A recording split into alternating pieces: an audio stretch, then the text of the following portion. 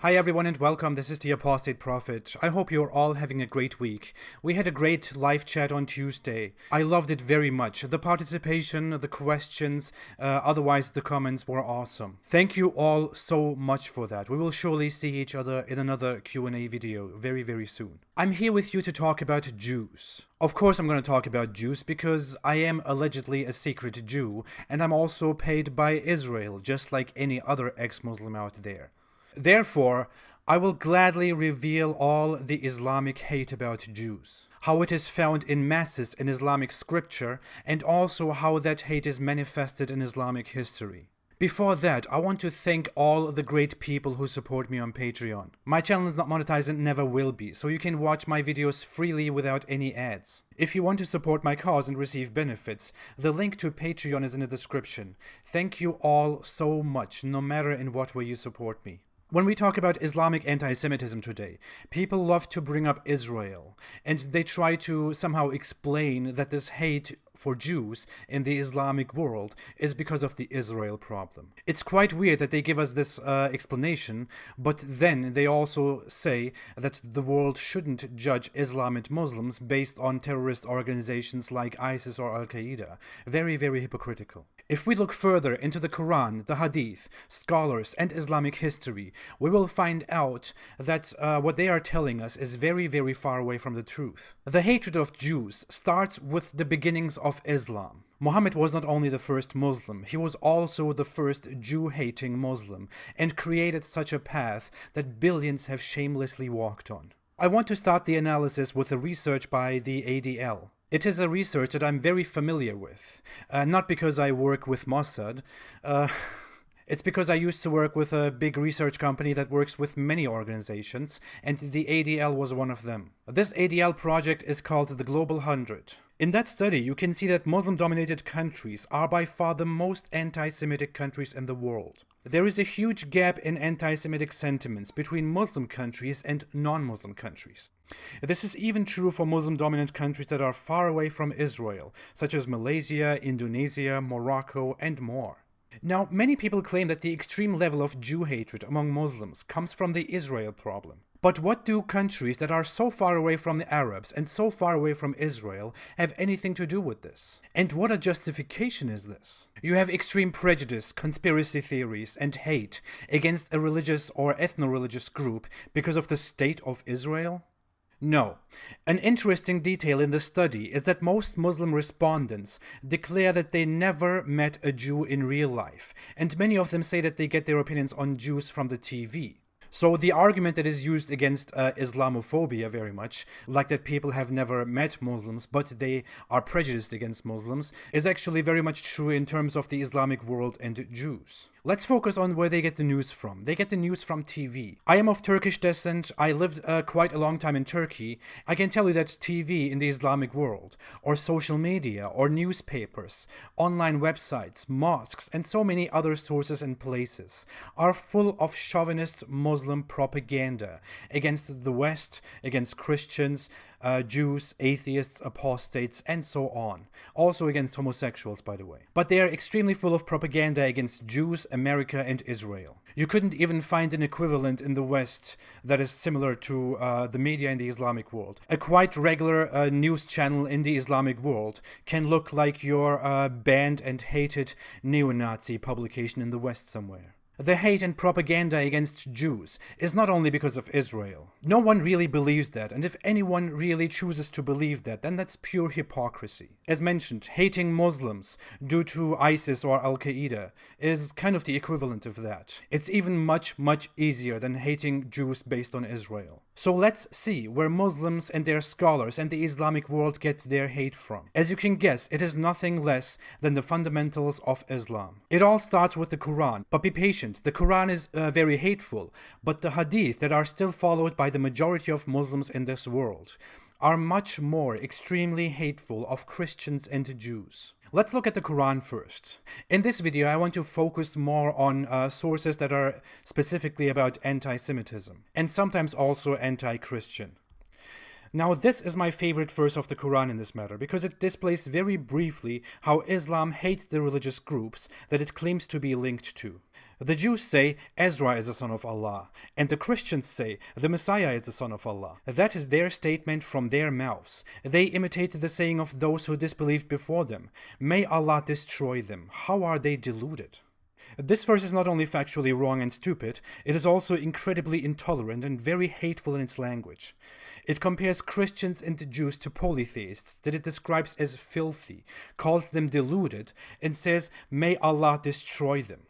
Why Allah speaks of Allah is a mystery, but whatever.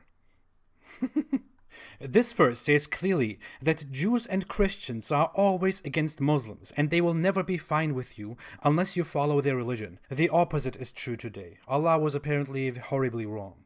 In chapter 4, verse 160, it says that Jews were wrongdoers, and that God, who the Quran claims is Allah, punished the Jews therefore by forbidding them from many freedoms and pleasures.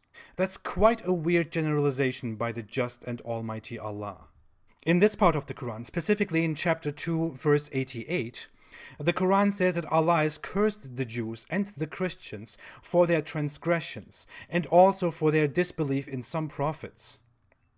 The Quran does this because Christians and Jews vastly choose to reject Muhammad. In this part of the Quran, it says that Jews were given instructions by Allah, but then they turned away. It doesn't say many or some, it says you turned away, and you refers to Jews. Then it continues by saying that Allah turned many of those Jews who broke the Sabbath and who committed otherwise transgressions into apes and pigs and made people hate them. This is mentioned in 3 parts of the Quran. And many Muslims over the last 1,400 years and today have called Jews descendants of pigs and monkeys. And they are still doing so in many places among many different Muslims. Apparently, Islam rejects evolution, but it believes in a different form of evolution, or devolution, whatever you call it. In chapter 5, verse 41, it lists some people who believe everything they hear, and it also lists some of the Jews, or many of the Jews in that category. It refers to them as people who believe any lie. The Quran also says that Christians will be closer to Muslims than Jews. It says that Jews and pagans are enemies of Islam. And they will always be hostile against Islam. This part does not really praise Christianity or Christians. Chronologically, more recent verses condemn Christians and call them infidels. Finally, in another part of this very peaceful and tolerant book, it says that the majority of Christians and Jews are perverted transgressors. Now, this is only the Quran, but you can see if you look at the Quran, and if you look for verses that refer to Jews and Christians, that the Quran is extremely intolerant of those. In the beginnings of the Quran, in the beginnings of Islam, chronologically, Muhammad was a bit more careful with Christians and Jews, and he was more friendly to them. But then when he saw that Christians and Jews reject him, and they don't like him at all, he started to curse them, and he started to be against them, to fight them, to give orders to fight against them. And he was especially angry with the Jews. So much that he started to expel Jews tribe by tribe from Medina, his place where he fled to from Mecca. The intolerance of Jews in the Quran is not possible to be ignored, but the Hadith are even worse. The most important thing in Hadith about Jews is a prophecy regarding the end of times. This prophecy is repeated multiple times in the Hadith, and Muhammad says in there that Jews will fight the Muslims, and that everyone, even the trees and stones, will call on the Muslims and say, "O Muslim, there is a Jew behind me, come and kill him."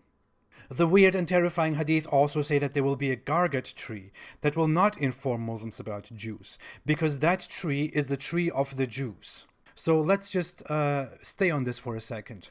The Hadith, so Muhammad says that every tree and stone will tell the Muslims about the Jews and will ask the Muslims to kill the Jews. And there will be one tree which is a traitor tree. That tree is called Gargat, and that tree belongs to the Jews. That's why the tree will not reveal the location of the Jew.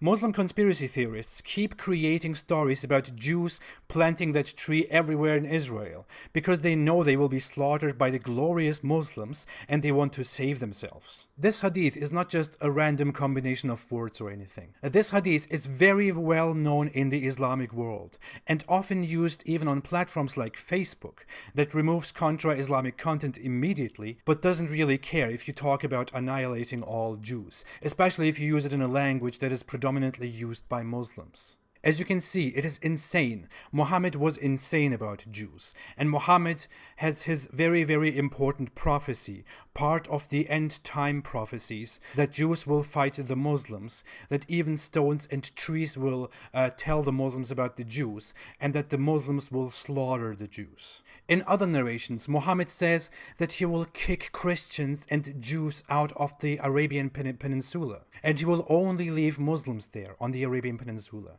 Very, very, very tolerant, isn't it? Other hadith even say that Allah will throw a Jew or a Christian in hell for every Muslim who dies, in order for the Muslim to go to paradise instead. Can you imagine that? Allah will throw a Jew or a Christian in hell for every Muslim who dies, so that the Muslim can go to paradise. What a lovely religion. Other hadith also mention that you should not befriend Christians and Jews, and that is also mentioned in a Quran verse. The order goes like, if you befriend Jews and Christians, then you are one of them. An interpretation of that order by the scholar Ibn Ishaq says that Allah revealed this order because some Muslims maintain friendships with Jews. Ibn Ishaq is a very early scholar and many of his statements are considered dubious by later scholars, but his books are read nevertheless, and early Muslims, just like other Muslims in recent centuries, respect his writings. And finally, a historic atrocity committed by Muslims, just like a lot of atrocities committed by Muslims. The killing of an entire tribe of Jews by Muslims, just based on accusations by Muslims. In a series of hadith, the hadith explain that Muhammad exiled all Jews and Jewish tribes from the city of Medina and allowed only one tribe to stay, the Banu Qurayza tribe. Only after a battle with the polytheists, Muhammad was suddenly visited by Gabriel, who told him to pay a visit to the tribe of Banu Qurayza. Muhammad did so and beheaded all their men who reached puberty. He took their wealth, their women, and their children, and distributed them among his Muslim followers. This is an undeniable part of Islam. It is a fundamental part of Islam. And it shows that Muhammad was just like Hitler, maybe even worse. I will make a video that I will dedicate specifically to this horrible massacre, the massacre of the Banu Qurayza. As you can see, the hatred for Jews is deeply rooted in the fundamentals of the religion of peace. When people tell you that Islam is totally tolerant, and was always tolerant, and that accusations of anti-Semitism are only results of prejudice and Islamophobia, then they are lying, or they are truly ignorant about their religion, or the religion they choose to defend. The hate for Jews is Islamic, and if you grow up in a Muslim family almost anywhere, you are very, very likely subjected to very early indoctrination of hate against Jews.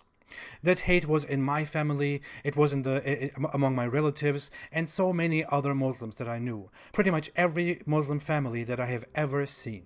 You learn to hate them, to associate them with pigs, with evil and oppression, and you also learn that Jews are almost all deceitful, jealous, disgusting plotters, who carry the curse of Allah, and who will be slaughtered by the Muslims before the Day of Judgment. No wonder so many Muslims take the liberty to spread lies and conspiracy theories about the Jews, just the way Hitler and his followers, and his new followers, spread conspiracy theories about them. No wonder Mein Kampf is so popular in the Islamic world. No wonder so many Muslims around the world use the swastika in this context, and no wonder they can make marches where they wish death and destruction on Jews and Israel, just like the global Al-Quds March that was done just days ago under the guise of anti-Zionism. It was held in the Islamic world, in Europe and in North America. That hate comes directly from the religion of Islam itself, and Israel is only a scapegoat. Believe me, I took only some of all the examples among the Quran and the Hadith. I didn't even go into the rulings of scholars that are also a fundamental part of Islam. And I didn't even go into the treatment of Jews in the dark history of Islam. And that history is really dark. But I will go into history, and I will explain the Islamic war on Jews in another video, which will be a sequel to this one. And soon after that, I will present my take on the whole Israel issue. So stay tuned, and thanks for watching. If you like this video and my cause, please do not forget to like, subscribe, and to share. My channel is not monetized, so if you want to support me on Patreon, the link is below in the description. I appreciate your support very, very much, no matter in what way you choose to support me. I will be back next week. Have a great weekend, be outspoken and brave, and stay the hell away from Islam.